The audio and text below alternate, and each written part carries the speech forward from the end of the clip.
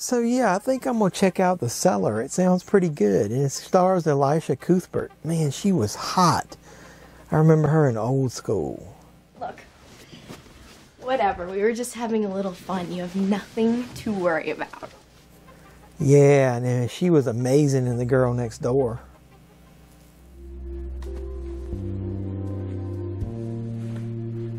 Do you want to fuck me?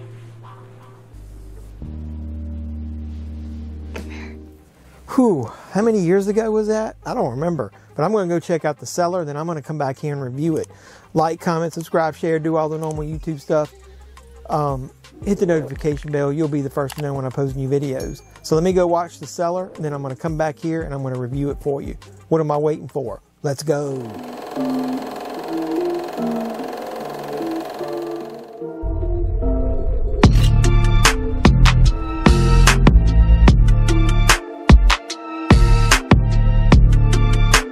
So yeah, I checked out The Cellar, and what is The Cellar, you might ask? It's the next direct-to-Shudder horror movie that just debuted this week. And as I stated in the intro, it starred Elisha Cuthbert. So when I read the preview of this movie on Internet Movie Database, I will have to admit that I was intrigued and I wanted to see it right away. So let me tell you what Internet Movie Database says about it. Kira Wood's daughter mysteriously vanishes in the cellar of their new house. She soon discovers there's an ancient and powerful entity controlling their home that she will have to face or risk losing her family's souls forever. Yeah, so I read that and I was like, very interesting. I'm going to check it out. So Elisha Cuthbert is in it, right? Like I said. So I was like, she's the mom? Really? So I clicked on her Internet Movie Database profile. Do you know she was born in 1982? So that makes her 40 years old now. Wow. I feel really old after clicking on that. So other than her, the actress named Abby Fitz plays the daughter, the one that gets lost. And she is basically a newcomer. Didn't really see anything else that she was in. The movie is directed by Brendan Muldowney. And when I clicked on his name, I didn't recognize anything on his resume worthwhile or that I really remembered. So I guess for me, this movie was going to totally hinge on the few things. The performance of Elisha Cuthbert, the atmosphere, and hopefully a good, interesting plot. So how did they do? Let's get into the review and I'll let you know. So like I was daydreaming about at the beginning, in the intro, the movie stars Elisha Cuthbert. And she was really hot back in the day, right? I wondered, how is she going to realistically play somebody's mother and then hold her own in what's going to sure to be a slow burn haunted house movie? I wasn't sure whether she was going to be able to do that or not. So I looked at her in the movie. She colored her hair dark. Maybe that was to try to look a little bit older. And I will admit, she did look a little older than the last time I remember. By the way, I don't really remember the last movie I saw her in. So I'm not going to spoil much about the plot. But if you do watch the trailer, they're going to spoil a lot of the little details that were sort of decent surprises in the movie. So my advice is don't watch the trailer if you haven't already. Just dive right into the movie.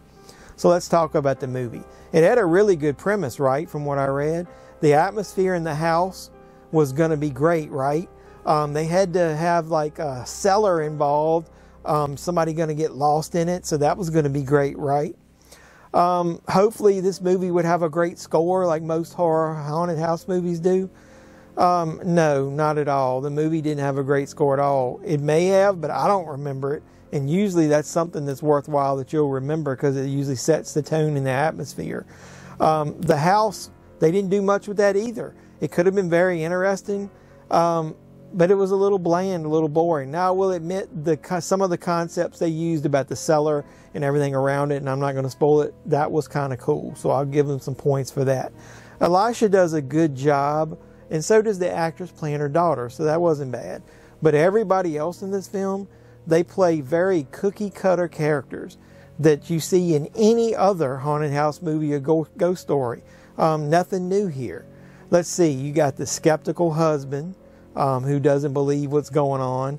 You got the intrigued professor or scientist who thinks he can help. You've got the very naive police department who doesn't know how to help. And then the plot is just so full of cliche circumstances. Let's see, you got that normal turmoil that's between a mother and a teenage daughter. Mom, get me out! I'm done here. You've got the angst from that teenage daughter about moving into an unfamiliar area, and she didn't even want to move to begin with. That's kind of cliche, right? You got the fact that the house is huge and sold for way cheaper than the actual value for some reason. That should have been a telling sign, right? You got the skeptical husband, like I said, who doesn't believe his wife and then believes she's reaching when she finds some sinister reasons of why her daughter might have left, quote unquote. The film really does drag after that daughter disappears during the first act too. And then the parents show no real pain or stress for their lost child. They don't go over the top. There's even one scene where they have an argument with the mother, talks about how it could be some supernatural reasons of why the daughter had disappeared. And it's really low key, no tension at all between the two of them. What's with these damn parents then? Why don't they get upset, go over the top? It made me think of that classic Eddie Murphy comedy bit that he did where he was talking about white people and how they react to ghosts. I got a question. Why don't white people just leave the house when there's a ghost in the house?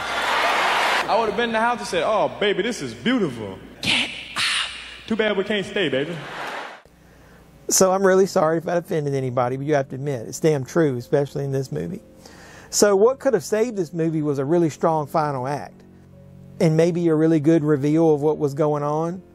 But no, sadly, there was no creativity put into the big reveal or the ending. A lot of it was cliche, and I figured most of it out. I'm not going to spoil it, but I will say don't look at the poster because it's going to spoil one at least decent aspect of the film, but something they should have done a better job of. It's just got a weak-ass ending. The ending even reminded me of another disappointing movie with a weak ending that was called The Cell, or just Cell. That's the Stephen King adaptation that starred John Cusack. I am not listening to Jeffrey, but he's still talking. No, I'm not going to spoil anything, but if you see the two, you'll see how I'm connecting those dots. So even Elisha couldn't save this movie. She plays a very vanilla mother character in a very paint-by-numbers plot and a very non-scary ending and reveal of what's actually going on in this house, or the cellar anyway. This movie had a concept that really sounded good on paper and the Internet Movie Database description, and it could have been great if they had put it in the right creative hands. But sadly it wasn't, and it was a very paint-by-numbers movie, like I said. It wasn't terrible, so I'm not going to say it was hot garbage, and it wasn't great. There was nothing over-the-top good about it, so I'm not going to say it was on fire. So let's just say it was It was worth one watch. It wasn't terrible. I don't think you'll have a lot of repeat viewings here, but hopefully you've got Shudder, and then it won't cost you anything extra just to try it. And if you really like Elisha Cuthbert, I think you'll be surprised how effective she actually did a decent job of playing the mother. But I will say this, if you want to watch something more interesting or over the top on Shudder, check out The Seed. It was a really fun ride. Maybe I should review that one next. Maybe. So what do you think of The Cellar? Like my video even if you didn't like the movie, or comment down below and let me know if I'm wrong. Let's talk about it. Maybe I'm overlooking some cool aspect of it or something, but I'd like to talk to you guys about it. Like I said, put me some comments down below. Hit the thumbs up, like I said, support the channel, keep doing it. I can only do this without great people like you watching me. I can't grow the channel. So, and then before you leave, don't forget to hit the notification bell and you'll be the first to know when I post new videos. So I really love you guys. Keep coming back and watching the channel. And until next time, boys and girls, this is JeffMan316, your pop culture reporter, signing out saying, you guys be safe out there.